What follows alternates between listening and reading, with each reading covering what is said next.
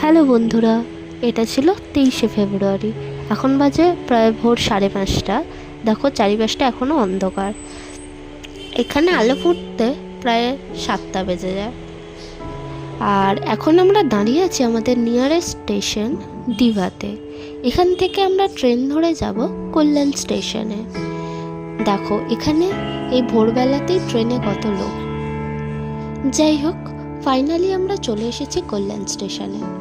এবার এখান থেকে আমরা ধরবো গীতাঞ্জলি এক্সপ্রেস। আমাদের ট্রেন আছে 7টায়, তাই এখন আমরা এখানে ওয়েট করছি ট্রেনের জন্য।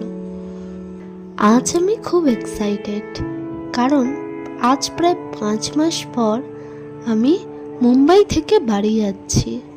ওয়েট করতে করতে ফাইনালি আমাদের ট্রেন এসে গেছে। এরপর আমরা ফাইনালি ট্রেনে উঠে পড়েছি।